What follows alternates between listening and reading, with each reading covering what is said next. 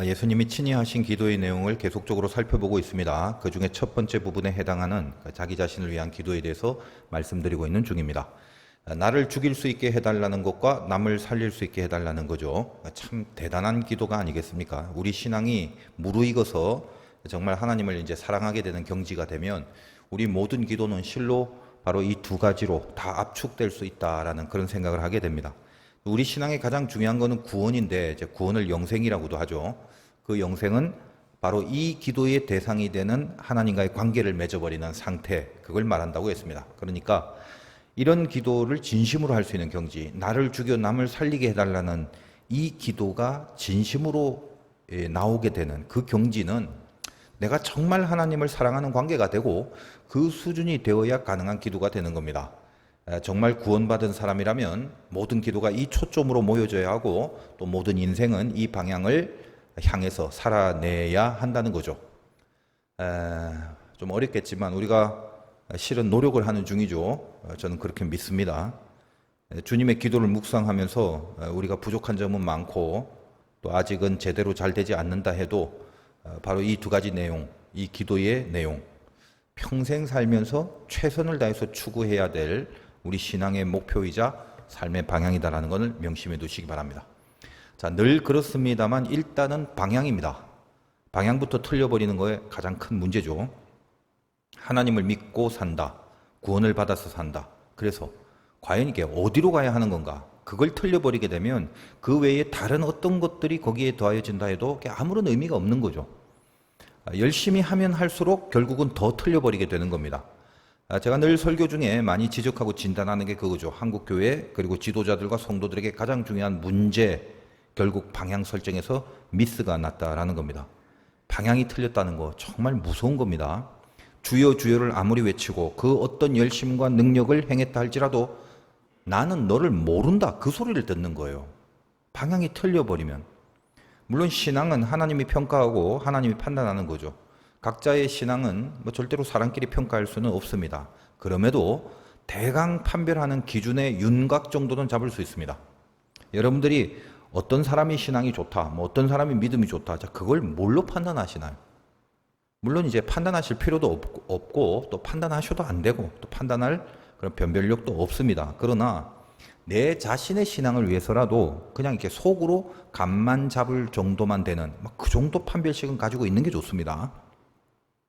주님 기도를 살피면서 정답을 구할 수 있었지 않습니까? 자기를 죽여서 남을 살리는 인생을 사는 거, 그것이 신앙이 있는 사람입니다. 그게 믿음이 좋은 사람이란 말이에요. 여러분은 우리가 믿고 있는 이 기독교의 핵심 진리가 그건 줄 알고 예수 믿으신 게 맞습니까? 한번 확인해 보세요. 교회마다 들어오는 현관 입구에 가장 많이 붙어있는 성구가 뭐죠? 수고하고 무거운 짐진 자들아 다 내게로 오라. 그거죠. 그냥 그 내용은 일반적으로 안 믿는 사람이 봐도 마음에 큰 위로가 되지 않습니까? 다 힘들잖아요. 그러니까 내 짐이 무거워 죽겠네. 나 너무 힘들어. 그러다가 이제 다 맡기고 싶은 심리로 다 맡기래. 다 내게로 오래. 가자. 계속 교회 안으로 들어오는 거죠. 무거운 짐을 맡기고 싶은 마음, 이제 그게 동기가 되는 겁니다. 나쁜 거 아닙니다. 다 이해하고, 저도 그랬고요. 그리고 하나님은 먼저 그렇게 부르시는 적이 많습니다. 그런데 실은 이 처음부터 분명히 좀 하고 갔어야 하는 거예요. 여러분 교회 문 앞에 수고하고 무거운 짐진 자들아 다 내게로 오라. 그 말씀을 붙이지 말고 예를 들어서 이렇게 붙였다고 칩시다. 이제부터 여기 들어오시는 분들은 자기를 죽여서 남을 살리는 인생을 살겠다고 결단한 사람만 들어오시기 바랍니다. 우리가 믿는 기독교는 그것만 진리로 삼고 있습니다. 애초에 그렇게 문턱을 이렇게 확정해 놨어야 하는 겁니다. 그러면 제 생각에 오늘날처럼 많은 사람들이 교회 오지는 않았을 것 같아요. 여러분 한번 생각해 보세요. 여러분 생각에는 지금 뭐가 조금이라도 더 나은 것 같습니까? 두 가지 중에 고르세요. 1번, 2번. 1번, 방향은 맞는데 그쪽으로 가지는 않고 방향만 맞추고 가만히 있는 사람. 둘째, 방향은 틀렸는데 열심히 목숨 걸고 그쪽으로 뛰어가는 사람. 둘 중에 누가 더 나은 것 같습니까? 물론 둘 다 안 좋죠.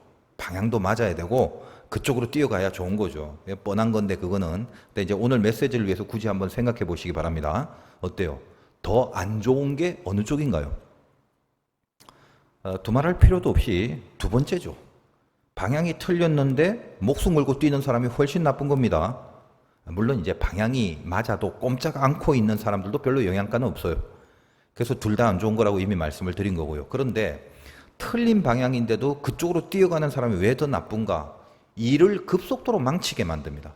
가만히 있어도 망치는 건 맞지만 가만히 있으면 망쳐지는 속도가 비교적 더디고, 근데 틀린 방향으로 뛰면요 급속히 망쳐버리기 때문에 더 안 좋다는 겁니다. 그리고 또 하나, 다른 이들을 선동해서 같이 끌어가는 기운을 발산합니다. 그래서 더 나쁜 거다 이 말이에요. 대표적으로 이런 케이스가 뭐죠? 방향이 틀렸는데 목숨 걸고 뛴다.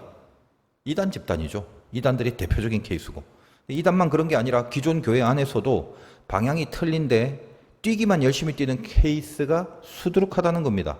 뭐 이단이야 원래 이단이니까 그렇다 치고, 정작 더 안타까운 것은 기존 교회에서 목회자나 지도자들이나 성도들이 그런 식으로 가버린다면 그건 정말 더 안타까운 거죠. 그래서 제가 이제 갈수록 절감하는 게 뭐냐 하면 신학이라는 게 중요하다는 생각을 하게 합니다. 저번 시간에 하나님을 안다라는 개념을 설명드렸는데, 하나님에 관해서 안다라는 말과 하나님 자체를 안다, 즉 관계를 맺는다, 이거는 다르다고 했죠. 아직 다 까먹지는 않으셨죠? 뭐가 중요한가요? 당연히 하나님을 안다, 그게 중요한 거죠. 그러면 하나님에 관해서 아는 거는 중요하지 않나? 그것도 중요합니다.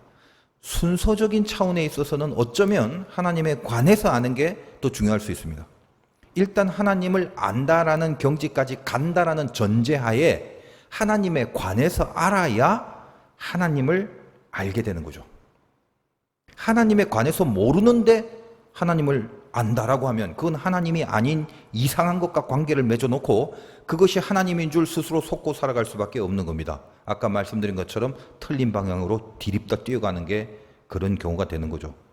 목회자를 양성하는 데 있어서 신학하는 그 과정, 중요한 이유가 거기에 있는 거예요. 물론 뭐 신학 공부를 했다고 해서 뭐 전부 다 훌륭한 주님의 종들이 되는 건 아니죠. 신학교에서 맨날 뭐 장학금 받고 공부 잘했다 해도 그것으로 좋은 목사가 되는 건 결코 아닙니다. 그러나 적어도 신학이 건강해야 그 다음에 사역도 이렇게 건강하게 할 수 있는 거죠. 가끔 보면요, 참 많은데 뭐 몇 개월, 한 3, 4개월 달랑 공부하고 신학교 다녔다고 그냥 안수받고 목사가 되는 케이스가 우리나라에 너무 많아서 참 걱정입니다. 특별히 뭐 장로교 교단이란 워낙 파들이 많아갖고 그런 무리한 코스를 두고 있는 게 문제거든요. 그러니까 세상에서 뭐 이것저것 잡다한 거 다 하다가 잠깐 한 3, 4달 사라지고 나서 몇 개월 지나고 보니까 짠 하고 나타나서 목사라고 하고 강단에서 막 설교하고 그래요. 사람들이 뭘 알겠습니까? 어떤 코스를 밟아서 목사가 됐는지 뭐 그거 뭐 조사할 것도 아니고 목사라니까 다 똑같은 목사라고 생각을 하겠죠. 제가 이제 이 부분에 대한 지적과 진단을 좀 해드리고 싶지만 뭐 생략하는 게 정신 건강에 좋을 것 같고요. 단지 신학이 중요한 거였다, 그런 생각이 이렇게 세월이 갈수록 분명해지더라는 겁니다. 저도 신학을 공부하는 동안은 그랬어요. 아우, 이런 걸 뭐 이렇게 많이 알고 공부를 많이 한다고 근다고 사역을 잘하거나 아니면 하나님의 인정을 받는 종이 신학 공부를 많이 열심히 했다고 하는 되는 건 아니다라고 생각을 했습니다. 물론 이제 지금도 그렇게 생각합니다. 그냥 뭐 어렵고 복잡한 이런저런 설교하는 것보다 한번 생각해보세요. 그냥 현장에서 귀신 쫓아내고 안전뱅이 이렇게 세우고 소경의 눈을 뜨게 만들고 가난한 자 부자 만들어 놓고 그러면 뭐 그렇게 다른 게 뭐 필요할 게 싶습니다. 그렇게 생각을 했었죠, 예전엔. 그래서 여러분, 위험한 종들이 주로 뭘 하느냐, 체험이나 은사, 간증, 병고침, 신비한 현상들, 그런 것으로 사역을 하는 겁니다. 여러분, 그 오해하지 말 것은 그 자체가 나쁜 건 아닙니다. 참 귀한 은혜의 편린들이죠. 저도 사모합니다. 그러나 중요한 건 항상 그래요. 그것만으로 혹은 그것에 더 집중하는, 포커스를 거기에 두고 사역을 하는 게 안 좋은 거다 이 말이에요. 방향이 삐뚤어져서 냅다 뛰게 된다는 거예요. 왜 그러냐? 왜 그렇게 하냐, 사역을? 그냥 이유는 하나밖에 없어요. 사람들이 좋아하고 사람들이 인정해 두기 때문에 그래요. 고등학교 때 예수 믿고 이제 기도원에서 신앙생활을 했는데 그 당시 사건들 보면 참 많은 그 웃지 못할 이야기들이 있습니다. 어제도 이렇게 쭉 말씀을 준비하면서 생각이 많아져서 그 추억을 회상을 하는데 너무 많은 에피소드들이 있더라고요. 그래서 뭐 다 전하려니까 재미는 있는데 별로 중요한 것이 아니라, 그리고 시간이 오래 걸릴 것 같아 다 생략하고요. 글쎄, 혹시 뭐 오늘 이 주제에 좀 맞는다면 이제 나중에 뭐 젊은이 예배 때 에피소드를 좀 이야기할지 그건 잘 모르겠습니다. 아직까지. 하여간 그 기도원에 있는데 뭐 허리가 삐끗해서 들것에 실려온 사람이 있었는데 제가 뭐 막간을 이용해서 어쨌지 뭐 잠시 기도를 해서 일어나게 된 그런 역사가 있었어요. 그날 오후에 그분의 지인들이 와서 수근수근거리면서 미소를 띠고 이야기를 하는데 멀리 앉아있는 제 이야기를 하는 겁니다. 눈치로 보니까 딱 느껴져요. 저 학생이 막 능력이 있다, 뭐 병 고치는 은사가 있다, 막 그러면서 이렇게 그 말을 듣고 있다 보니까 갑자기 왠지 우쭐해져 갖고 갑자기 이제 성경을 딱 펼치고 읽지도 않으면서 막 읽는 척하고 폼을 잡았던 기억이 납니다. 나 이 정도다, 막 이렇게 신앙 좋고 거룩해, 뭐 이렇게 보이려고 한 거죠. 물론 이제 그렇게 되기까지 과정이 좀 있는데 그 과정을 설명하면 재미는 있지만 이렇게 생략하겠습니다. 궁금하시면 혹시 내가 그 얘기를 할지 모르니까 뭐 젊은 예배 들으시면 나올 수도 있고. 제가 이제 왜 그 얘기를 하냐 하면 저는 그때가 어릴 때니까 그랬다 치자 이 말이에요. 그러면 어른이 되고 지금 중견 목사가 되고 교회의 지도자가 되어서도 혹시 그렇게 유치하게 위선적인 사역을 하는 사람은 없을까 싶어서입니다. 제가요, 그날 밤에 기억이 나는데 성경을 제가 읽지도 않으면서 그 사람들한테 뭔가 이렇게 우쭐해 보이려고 다 거룩한 척하고 펼쳐놓고 거룩한 표정으로 폼 잡고 있던 그 위선의 치가 떨려갖고 제가 밤에 기도원 밖에 나와서 엄청 후회를 하고 회개 기도를 했어요. 지금 와서 생각하면 그 어린 녀석이 제법 상당히 괜찮은 영성이 있다라고 생각되어집니다. 물론 당시에는 어려서 상당히 불순한 자세와 마음가짐을 가졌지만 회개를 했죠. 어릴 때인데도 그 정도 각성을 했다는 거 지금 와서 이렇게 추구를 해보니까 상당히 괜찮은 거 아닌가요? 아니라면 할 수 없고. 근데 만약에 다 커서 중견이 되고 본격적인 사역을 해야 하는 그런 목사나 종들이 아직도 그런 폼을 잡고 있다면 그 정말 너무 한심한 거죠. 마태복음 7장 15절 이하의 말씀은 정말 무서운 말씀입니다. 여러분이 너무나 많이 듣던 목사님들이 너무나 설교를 많이 하던 부분이 거기 나오지 않습니까? 나더러 주여 주여 하는 거. 주여 주여 하는 자마다 천국에 들어갈 것이 아니랍니다. 그러니까 주여 주여 하는 게 잘못이란 말이 아니라 그렇게 한다고 해서 그렇게 하는 전부 다가 들어가는 게 아니다 이 말이에요. 선지자 노릇합니다. 귀신 쫓습니다. 권능을 행합니다. 병든 자가 일어나고 기적의 간증들을 막 쏟아붓습니다. 그런 것들이 나쁜 건 아니죠. 말씀드렸다시피 얼마나 귀한 것들입니까? 근데 주님이 뭐라고요? 내가 도무지 너희를 알지 못한다 라고 합니다. 그러니까 잘 새기셔야 돼요. 그런 행위 자체가 나쁘거나 틀린 게 아니죠. 그것의 본질과 그 원리와 그 차원이 그 하는 선지자 노릇, 권능, 귀신 쫓고 하는 이 모든 능력들 그 본질, 원리, 차원 그게 전혀 예수님하고 상관없는 짓을 하고 있다는 말이에요. 여러분 무당들도 귀신을 쫓고 다른 종교 선지자들을 노릇하는 사람들도 많고요. 종교들 자들이 다 그런 거 하지 않습니까? 그러니까 그것을 겉으로 보면 보여지는 모습에 있어서는 다를 게 하나도 없죠. 무당이 귀신 쫓는 거나 뭐가 다릅니까? 보여지는 모습은요. 그러니까 하나님하고 상관없는 짓을 화려하게 하고 있는 거죠. 저들은. 우리가 하나님이라는 주여 주여를 들먹이면서도 하나님과 상관없는 본심에서 그렇게 할 수 있는 경우가 많다. 제가 금요일에 잠시 말씀드린 것 같은데 사사기에 보면 미가라는 사람 집에 돈을 받고 제사장 노릇을 해주는 젊은 레위인이 있습니다. 근데 드라빔이라는 우상을 섬기면서 하나님의 제사장이라고 그 노릇을 하고 있는 거예요. 그 미가 집에서 그렇게 하기로 다 약속하고 그 조건으로 돈 주고 목사로 대우를 하고 모신 거죠. 그러다 이제 단지파가 옵니다. 그래서 그를 데려가서 야 조그만 교회에 있지 말고 우리 지파 차원의 좀 큰 교회 와 대우 잘해줄게. 그래서 좋다고 따라갔고 역시 그들이 원하는 말 그리고 그들이 원하는 제사를 지내주면서 돈을 받아 먹고 삽니다. 그는 말로만 레위인이고 말만 제사장이죠. 오늘날로 말하면 신학교만 나왔죠. 전혀 하나님하고 상관없는 짓을 하고 있는 겁니다. 교회가 엉망이 되어 간다면 목사만의 잘못도 아니고 성도들만의 잘못도 아니고 둘 다 책임이 있는 거예요. 목사는 교인들의 입맛을 맞추려고 합니다. 그들의 인기를 받으려고 하고 그들이 좋아하는 모습으로 목회를 합니다. 왜요? 안 잘리려고요. 그리고 그 짓을 열심히 함으로써 자기는 참 열심히 있는 목회자라고 스스로 속고 살아갑니다. 성도의 니드에 맞추어서 목사는 자기 사역의 니드를 결정합니다. 성도들도 마찬가지예요. 목사에게 바른 말씀이 나오고 하나님의 말씀을 대언하는 그 일이 귀해서 그 말씀을 새겨서 바르게 살려고 해야 하는데 그런 건 관심이 없고 그러니까 목사가 성경을 얘기를 하든 이 세상적인 쓸데없는 얘기를 하든 뭐 이상한 틀려버린 방향으로 빗나간 무슨 감정이나 간증이나 뭐 은사나 체험이나 이런 쪽으로 가더라도 그거 별로 상관 안 해요. 중요한 게 뭐냐면 자기 입맛에 맞는 목사를 원합니다. 자기 말을 잘 들어줬으면 좋겠고 뭔가 자기에게 관심이 있어야 되고 자기 편이 되어줘야 하고 설교? 말씀? 그 뭐 대강해도 그건 나한테 별 중요한 게 아니니까 그냥 뭐 잘 된다 복 준다 뭐 그런 거 잔뜩 말하면 다 좋은 거라고 여기고 그러다가 이제 혹시라도 능력이 좀 나와서 병도 고쳐주고 부자로 만들어주면 금상첨화라고 여기죠. 그러면 쌍방간에 지금 하나님과 아무런 상관이 없는 짓을 하고 있는 것입니다. 도무지 내가 너를 알지 못한다.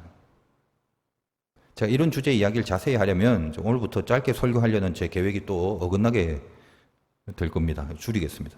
나더러 주여 주여 하는 자마다 천국에 다 들어가는 게 아니라는 이 유명한 말씀은 얼마나 많은 목사님들이 설교하는지 몰라요. 그 내용의 핵심이 뭐예요, 그러면? 내 아버지의 뜻대로 행하는 자라야 들어갈 수 있다. 그거죠. 그래서 거의 대부분의 설교들이 어디에 초점을 두냐면 주여 주여 하고 뭐 이런 게 아니라 행하는 게 중요하다. 거기에 포커스를 맞춥니다. 물론 이제 틀린 말은 아닙니다만 정작 제일 중요한 관점을 놓치고 있습니다. 아니 세상에 예수 믿는 교회 다니는 사람들이 그 누가 하나님의 뜻대로 행하는 게 중요하다라는 그 행함의 중요성에 대해서 반대를 하는 사람이 어디 있겠습니까? 당연히 아버지 뜻대로 행하는 게 그게 진짜죠. 그래서 다들 이 설교를 하시는 분들은 자기들은 다 아버지 뜻대로 행하는 사람이라는 전제를 이렇게 깔아놓고 이 설교를 하는 거거든요. 다 이 설교를 해요. 다. 주여 주여만 하지 말라고. 다 아버지 뜻대로 행하는 그게 중요하더라고. 근데 정말 그렇습니까? 만약 그렇게 많은 사람들이 정말 아버지의 뜻대로 행하고 산다면 세상에 틀린 사람이 별로 없어야 될 것 같은데 근데 실제로는 왜 그리 틀린 사람이 많은 건가요? 예를 들어서 전부 다 이 말씀을 받고 아멘 하는 사람들이 자 이제 어떤 선택을 하는 시점이 됐다고 칩시다. 한번 예를 들어서 자 많은 사람이 이제 다들 동의해요. 주여 주여만 하는 거 그것만 갖고는 곤란하다. 뜻대로 행해야 된다. 그래서 그 행함에 대한 열심을 내기 시작합니다. 그렇게 같이 열심을 쫙 내다가 잘 나가다 보니까 갑자기 길이 두 가지로 딱 갈라지는데 오른쪽하고 왼쪽으로 길이 나눠져요. 그래서 어떤 현상이 나오냐면 반은 오른쪽으로 열심히 달려가고 왜? 행하기 위해서. 그리고 반은 왼쪽으로 열심히 달려갑니다. 왜? 그것도 행하기 위함이죠. 누가 맞는 건가요? 누가 맞는지는 뭐 일단 접어둡시다. 왜 그렇게 갈라지는 건가요? 잘 생각해 보세요.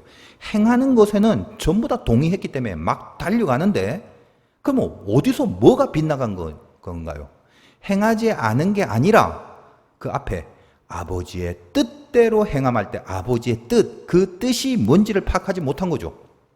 누가 맞든 틀리든 둘째치고 적어도 갈라졌기 때문에 아버지의 뜻을 전혀 다르게 생각하고 있었다는 결론입니다. 어떤 사람은 아버지의 뜻을 행하는 건 동의하는데 그 뜻이 오른쪽이라고 여기고 있고 어떤 사람은 아버지의 뜻을 행하는 건 동의하는데 그 뜻이 왼쪽이라고 여기고 있는 거예요. 그럼 적어도 둘 중에 하나는 하나님에 관하여 알지 못하는 거죠. 신학이 안 돼 있는 겁니다.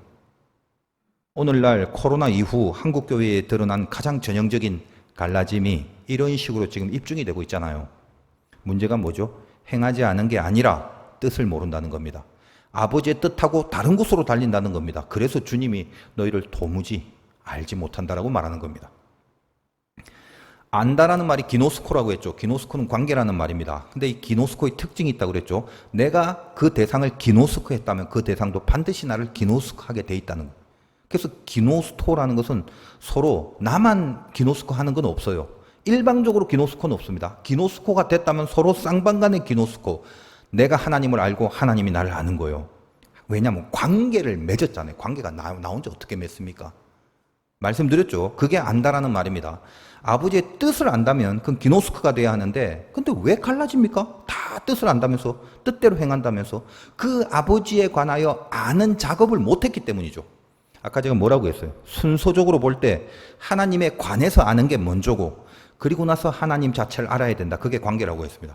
그래서 신학이라는 게 참으로 중요합니다. 뭐 신학이라는 게 뭐 몇 년 공부하고 무슨 학위를 따고 그런 식으로 뭐 아카데믹한 공부를 해야 한다는 취지가 아니라 적어도 하나님에 관해서는 아는 작업, 그분이 누군가, 그분이 어떤 성격과 원리와 차원과 내용을 갖고 있는가. 그러니까 적어도 그 하나님에 관해서 아는 작업을 진지하게 했어야 한다는 겁니다. 신학을 했다는 게 무슨 라이센스 얻는 과정처럼 여기시면 안 돼요. 진지하게 진심으로 하나님에 관하여 알아가는 작업과 시간과 몸부림이 있었다는 것을 말하는 겁니다. 요한복음 5장 39절에 너희가 성경에서 영생을 얻는 줄 생각하고 성경을 연구하거니와, 하나님에 관해서 아는 거잖아요. 이 성경이 곧 내게 대하여 증언하는 것이니라. 이 말씀이 우리가 하나님에 관해서 아는 것이 먼저라는 것을 시사하는 말씀입니다. 뜻이 뭔지 그 방향을 바르게 잡아야 하는 거죠. 제가 늘 이제 이런 말씀을 드릴 때마다 저 자신도 참 답답한 게, 다들, 저뿐만 아니라 다들 이렇게 말하고 있다는 거예요. 방향 잡아야 한다. 올바른 방향으로 가야 한다. 그러니까 다들 그 말 자체는 다 하고 있다는 거예요. 그러면서 서로 다른 곳으로 가고 있다니까요. 이 답답함을 이게 어떻게 해결할 도리가 없습니다. 한국교회 병폐가 뭐냐? 성숙이 없고 성장이 없죠. 자라나지 않습니다. 늘 어린아이 같은 수준에서 머물고 있습니다. 아까 말씀드린 건 제가 고등학교 때 그 차원과 그 수준에서 자라질 않아요. 왜 그렇게 주여 하나요? 왜 귀신을 쫓고 권능을 해가고 선지자 노릇을 하나요? 사람들이 좋아하니까, 사람들이 모이니까, 사람들이 우러러보니까, 그리고 좀 더 고상하게는 그렇게 할 수 있는 자기 자신이 대견해지니까, 그거잖아요. 제가 어릴 때 그때 그 기도원에서 딱 그렇게 한 겁니다. 주님은 요한복음 5장 41절에 분명히 언급하시죠. 나는 사람에게서 영광을 취하지 아니하노라. 제가 영광에 대한 개념을 오늘도 말씀드릴 건데 참 중요한 것입니다. 왜 중요하냐면 애초부터 뭔가 그 뿌리에서 애초부터 그 단추를 잘못 끼웠기 때문에 수정하고 고치고 다시 옳은 개념을 주는 게 참 힘들어요. 나는 사람에게서 영광을 취하지 아니하노라. 다른 말로 영광은 사람에게 없다는 말이고요.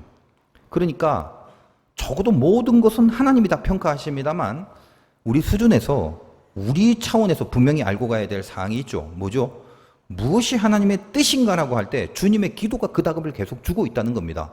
아까 처음에 말씀드렸다시피 자기를 죽여서 남을 살리는 그 내용이 있는가, 그걸 보라는 거예요. 물론 그 자체로 모든 걸 다 판단하고 설명할 수 없습니다. 그러나 가장 기초적인 뿌리에 지금 그것으로부터 발로된 뛰어감인지를 보라 이 말이에요. 그것으로부터 근거된 방향인가를 보라 이 말이에요. 대강 그것만 봐도 크게 빗나가지는 않게 됩니다. 그래서 이 기도를 하는 거예요. 그리고 교회 그 현관에 현수막을 달아둬야 되는 거예요. 자, 지금부터 여기 들어오시는 분은 자기를 죽이고 남을 살리실 분만 들어오세요. 그래야 되는 겁니다. 목사님, 그럼 뭐 수고하고 무거운 짐진 자들 오라고, 그 말은 뭐 뺄까요? 내려야 하나요? 그게 주님의 말씀인데 내리면 안 되죠. 그걸 걸어두고 싶으신 분들은 그 말씀의 뒷부분까지 다 적어두셔야 하는 겁니다. 수고하고 무거운 짐진 자들아 다 내게로 오라. 내가 너희를 쉬게 하리라. 그 다음이 뭐죠?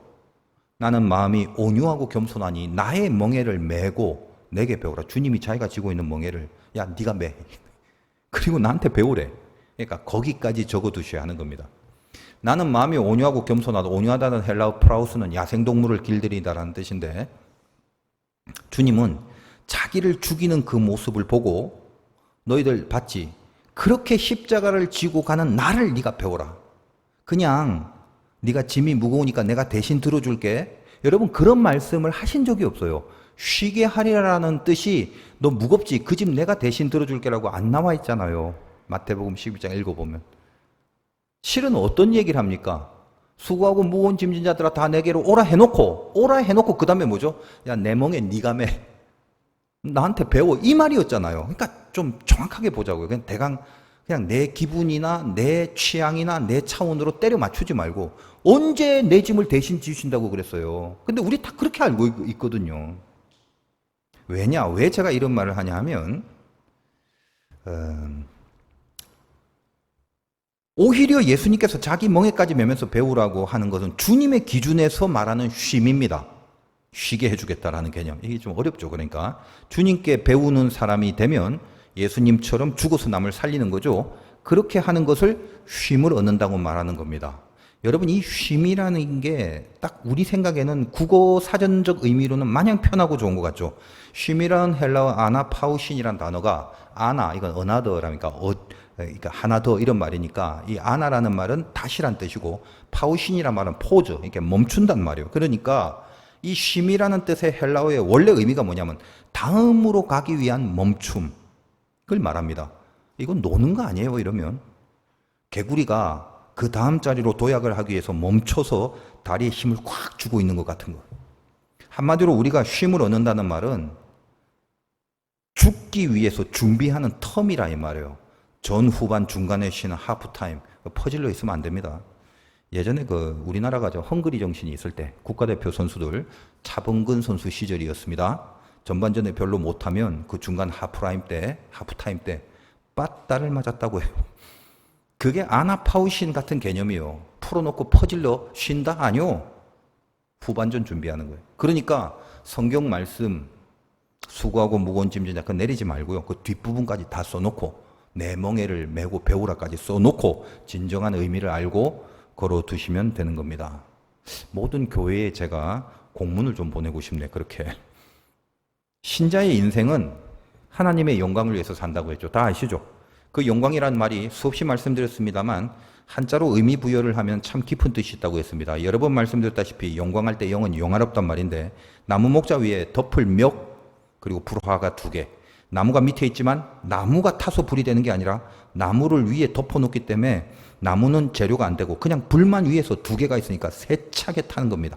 모세가 호렙산에서 떨기나무 불꽃 가운데 하나님을 본 장면과 같죠. 저게 구원이다.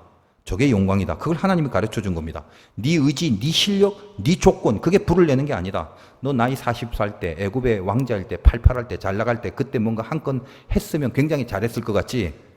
그런 거 영광 아니야.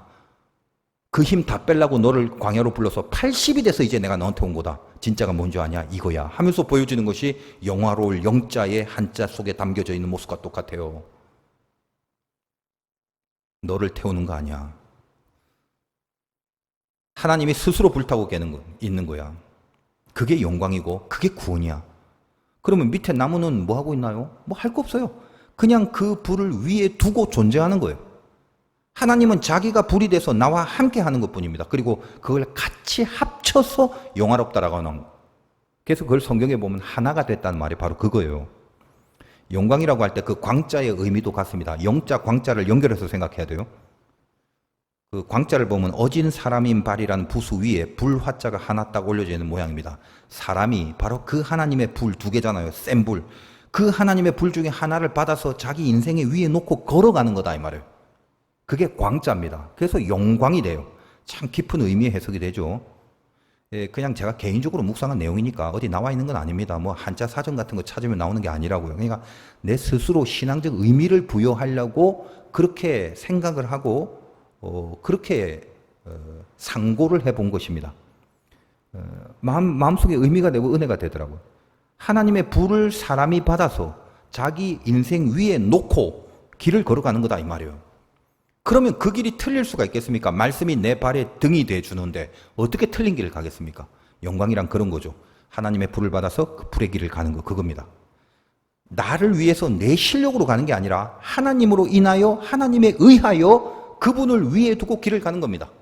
그래서 여러분들이 영광을 위해 산다는 거는 개념이 중요하고 교과서적인 설교라고 했죠. 요한복음. 다시 말씀드립니다만 남들의 입이 벌어질 정도로 대단하고 화려하고 거창한 인생을 살아내는 성공 가도가 아니라고 말씀드렸어요. 여러분이 하나님에 관해서 알고 그 하나님을 만나 알고 그 하나님과 함께 가는 것 그 자체가 영광입니다. 여러분 지금 가는 길을 보세요. 힘들 수 있고 뭔가 불안하고 막연하고 그래서 답답할 수도 있을 겁니다. 과연 이렇게 사는 게 맞나 싶기도 할 거다 이 말이에요. 그럼 여러분에게 뭐가 확보가 돼야 인생을 좀 신나고 기쁘고 행복하고 영광스럽게 살아갈 수 있겠습니까? 지금 여러분들이 이것만 있으면 이 조건만 되면 그렇게 생각하는 것들이 있죠? 이것만 내가 갖고 있다면 다 버리세요. 다 버리시라고. 그런 걸로 되는 게 아닙니다. 도대체 얼만큼 더 사셔야 그 깨달음이 오실 겁니까? 그런 건요, 그냥 여러분들의 그 순간적이고 상황적인 그 기분에 의해서 자기가 만들어낸 그 잠깐 동안의 판타지일 뿐입니다. 곧 얼마 안 남으셨다니까, 다들. 여러분은 하나님이 만드셨고, 주님이 구원을 베풀어 주신 하나님의 자녀들입니다. 여러분의 발걸음 위에 하나님의 불이 놓여 있지 않으면 그 뭘 어떻게 한들 혼돈과 공허의 상태를 벗어나지 못할 것입니다. 헛된 거 추구하지 말고 그 헛된 게 내 인생의 답이라는 착각에서 제발 벗어나셔야 된다는 거예요. 목사님 오늘 왜 본문 말씀 설교 안 하시나요? 제가 안 한 것 같죠? 지금까지 말씀드린 모든 것이 오늘 본문의 메시지입니다. 4절 보겠습니다. 아버지께서 내게 하라고 주신 일을 내가 이루어 아버지를 이 세상에서 영화롭게 하였사오니, 아버지께서 내게 하라고 주신 일을 내가 이루었다. 그러니까 주님은 내가 하고 싶은 말, 내가 하고 싶은 일, 내가 하고 싶은 기적, 뭔가 돋보이고 세상 가운데 인정받을 만한 일을 한 게 아닙니다. 그거 해놓고 잘했지, 나 이 영광이야, 이렇게 안 했단 말이에요. 하나님이 하라고 하신 그 일을 한 겁니다. 비록 그 일이 처참하게 십자가에 달려 죽는 죽음의 길이라 할지라도 얼마나 처참하게 죽었냐, 얼마나 큰 권세와 영광을 얻었냐, 이런 게 문제가 아니라 하나님이 하라고 한 그 일. 그래서 그 결국이 뭡니까? 하나님이 하라고 한 일을 해버리면 주님 당신이 돋보이고 인정받는 결론이 나오는 게 아니라 그 일을 명하신 하나님의 일을 행함으로 하나님의 뜻만이 살아나게 되죠. 이걸 영화라고 하는 거라고요. 다시요. 누가 영화롭게 됐다고? 주님이 아니라 하나님이 영화롭게 된 거란 말입니다. 그걸 영광이라고 해요. 그러니까 여러분이 살면서 뭐 좀 성공해갖고 어우 영광 돌립니다. 제발 이 말 좀 하지 말라는 거예요. 내가 잘된 것으로 영광이라고 하지 않습니다. 그 얘기하는 거죠. 자, 이 부분을 그럼 좀 더 구체적으로 언급한 게 5절입니다. 아버지여, 창세전에 내가 아버지와 함께 가졌던 영화로서 지금도 아버지와 함께 나를 영화롭게 하옵소서. 창세전에라는 말 많이 등장하는데 창세전의 영화, 이 영화와 영광은 같은 말 뭔가요? 아, 창세전이니까 먼 과거 아예 태초부터 있었던 그 오래된 뭔가를 말하려는구나. 아니요, 전혀 그게 아닙니다. 성경에서 말하는 창세전이란 뜻은 전부 다 한마디로 말하면 조건이 없는 상태를 말합니다. 여러분, 우리가 창세전에 구원받았다는 말 많이 듣죠. 그게 뭐예요? 일찌감치 계획을 했구나. 벌써부터 어떤 조건을 통해서 결정하는 게 아니란 말이지 참 오래전부터 결정했다라는 그런 뜻이 아니란 말이에요. 그러니까 다시 말하면 아직 죄인 되었을 때라도 좋다는 말이에요. 네가 앞으로 살아가는 싹수를 봐서 요모조모 한번 살펴본 이후에 내가 너를 구원하겠다라는 말이 아니라 아직 죄인 되었을 때도 좋다라는 의미가 창세전에 나를 택하사라는 말입니다. 얼마나 이게 깊은 말인지 몰라요. 나를 재료로 태우는 불이 아니라고 그랬죠. 땔감이 잘 타나? 좀 괜찮은 목재인가? 이게 중요한 게 아니다 이 말이에요. 그걸로 타는 게 아니기 때문에 오직 하나님의 뜻, 하나님의 작정하심, 그것으로 인해서 우리의 구원이 가능했다는 것입니다. 어렵지 않죠? 뭐가 중요한가? 내가 이제 잘 살게 돼서 다행이다. 죽지 않고 살아서 다행이다. 죽을 뻔했는데 이제 살았네. 고로 영광을 돌려야지. 나로 인해 영광 돌리는 거죠. 그런 것들은. 그렇게 가지 말라는 거예요. 우리가 잘한 거 하나도 없고 우리가 뭘 잘했다고 한들 그것이 조건이 돼서 하나님의 뜻이 이루어지는 게 아닙니다. 하나님이 구원하시고자 하는 하나님의 그 뜻이 이루어진 것 뿐이라 이 말이에요. 그래서 영광은 그냥 하나님께만 있는 거예요. 그 하나님 거예요. 그거는 하나님이 마땅히 받으실 그 영광을 하나님 거기 때문에 하나님이 받으신 것 뿐입니다. 내가 어떻게 하느냐에 따라서 하나님의 영광이 만약 좌지우지 된다면 제 생각에 인류 역사를 통해서 하나님이 영광 받으실 사건은 단 한 번도 없었을 것입니다. 지금 이 말이 너무너무 중요한데 전달이 50%라도 됐는지 모르겠어요. 그럼 우리는 뭐예요?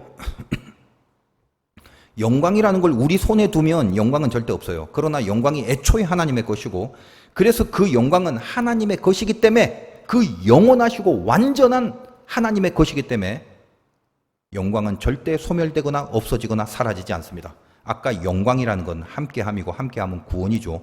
같은 코드죠. 고로 구원은 하나님이 함께하는 거기 때문에 그걸 영광이라고 하기 때문에 역시 우리에게 절대로 소멸되거나 없어지거나 사라지지 않는 거다 이 말이에요.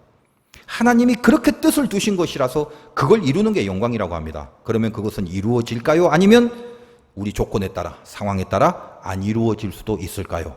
당연히 반드시 이루어지죠. 예외 없이 이루어지죠. 하나님은 당신 자신의 영광을 드러내셨지만 그런 것 같아서 하나님 위주인 것처럼 느껴질지 모르지만 나타나는 진짜 결론은 뭐냐면 우리는 아직 죄인 되었을 때인데도 구원을 받기에 합당한 자로 하나님 앞에 서 있게 돼 있더라라는 말을 하는 것입니다. 그게 중요한 거죠. 우리를 절대적으로 살리기 위해서 영광은 반드시 하나님 것이어야만 된다는 이 선언을, 이거를 이해를 하시는 거예요. 오늘 예수님의 기도가 바로 그거였습니다. 아버지와 함께라는 말이 핵입니다. 오늘 5절에 2번이나 나오잖아요. 하나님이 함께 하시는 것, 그것이 영광이죠. 아버지여, 창세전에 내가 아버지와 함께 가졌던 영화로서, 뒤에도 또 나옵니다. 지금도 아버지와 함께 나를 영화롭게 하옵소서. 하나님이 함께 하시는 게 영광이기 때문에, 그러므로 지금도라는 말은 주님이 지금 십자가에 달리시려는 이 상황에서도 주님은 아버지와 함께 하신다는 겁니다. 거기 십자가라는 게 고통, 죽음, 인간이 볼 때는 모욕, 멸시, 그런 세상적인 모든 평가, 부정적인 평가가 있는 곳이지만 이걸 아랑곳하지 않는 거죠. 왜? 지금도 십자가 위에서, 그리고 이후에 부활, 승천, 재림, 심판까지도 이 모든 역사 속에 하나님이 함께 하심으로 영광을 선포하신다는 겁니다. 오직 그 영광밖에 없는 거죠. 더 깊은 의미가 있지만 우리에게 적용할 수준에서만 새기시기 바랍니다. 지금 이 정도만 해도 여러분 안드로메다로 지금 갈고 있는 분이 많으니까. 자, 보십시오. 예수님은 지금 하나님이자 인간으로서 지금 기도하고 있잖아요. 그래서 그 영적 기준과 차원이 그때그때마다 한 문장 안에서도 때로는 하나님 위치에서, 때로는 인간의 위치에서 그렇게 선포하시고 고백하시는 거기 때문에 그렇게 달라지는 차원이 있어요. 그래서 우리가 이 이야기가 굉장히 힘들어요. 그래서 제가 이렇게 이해한 내용들 만약에 다 전하면 전혀 이해가 안 될 수가 있습니다. 그래서 단지 우리가 새겨야 될 부분만 집중하시면 돼요. 아버지와 함께란 말 2번 나왔습니다. 그것이 영광이라는 말을 하시려는 거예요. 영화로서 영화롭게, 오늘 말씀 제목 이해하시면 됩니다. 다시 말해서 영화로서 영화롭게, 어떤 조건이나 내가 이루어낸 그 무엇으로 영광을 이렇게 가늠하지 않습니다. 신자의 영광은 하나님이 함께 하시는 것, 그것뿐이죠. 그러니까 영화로서 영화롭게라는 말은 영광으로서 하나님이 함께 하신다는 그 사실만으로서 영화롭게 영광이 되는 것, 그걸 말하는 것입니다. 됐어요. 이제 어분아이 3년 찾는다는 말 있죠. 어리석은 인생 살지 마시기 바라요. 여러분 위에 불이 있단 말이에요. 지금 하나님이 함께 하십니다. 그 하나님은 자기 이름을 위하여 우리를 의의 길로 인도하십니다. 그만큼 우리를 인도하시는 일에 자기 이름이 걸려있기 때문에 네 하는 거 봐서 잘 인도할 게가 아니라 자기 이름을 걸고 하는 거기 때문에 실패나 포기가 없으신 분입니다. 내 잘난 거, 알량한 세상의 그 어떤 성공으로 영광을 논하지 마세요. 이미 함께 하신다. 그 하나님의 뜻이 영광이라는 것입니다. 그 함께 하시는 영광으로 나를 영화롭게 하신다. 우리는 어디에서 뭘 하고 그 어떤 시간을 살더라도, 그리고 그 누구와 살더라도, 그리고 그 어떤 일을 하더라도 내 위에 불이 되시는 하나님과 함께하고 있다는 거, 그거 잊지 말라는 거예요. 마음에 드냐? 그래서 너 지금 기분이 좋냐? 네 계획대로 진행이 착착 되어 가느냐? 그런 거 중요하지 않습니다. 그런 건 비교도 될 수 없는 운명으로 우리를 인도하고 계십니다. 하나님의 그 영광의 뜻, 함께 하시겠다는 뜻이 우리 운명입니다. 고로 그 영광에 먼지나 때가 끼지 않게 해야 되죠. 하나님의 불이 위에 있는 인생은 나를 죽이고 남을 살리는 길 가게 됩니다. 왜요? 그 불이 그 길로만 가기 때문에 그래요. 그게 주님 가신 길입니다. 그게 어렵지 않으셔야 됩니다.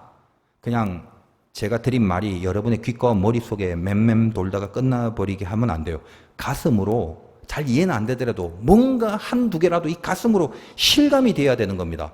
하나님이 우리와 운명을 같이 하시기로 한 게 영광입니다 라고 한다면, 운명을 같이 한다는 말이 뭐죠? 내가 망하면 하나님도 망하고 내가 죽으면 하나님도 죽으신다는 거예요. 내가 어떤 존재인지를 가슴에서 뜨겁게 확인하셔야 되는 겁니다. 함께 하시겠다는 말은, 그걸 영광으로 삼으셨다는 말은 너 하는 거 봐서 수틀리면 떠날게, 이 말이 아니에요. 운명을 같이 하겠다.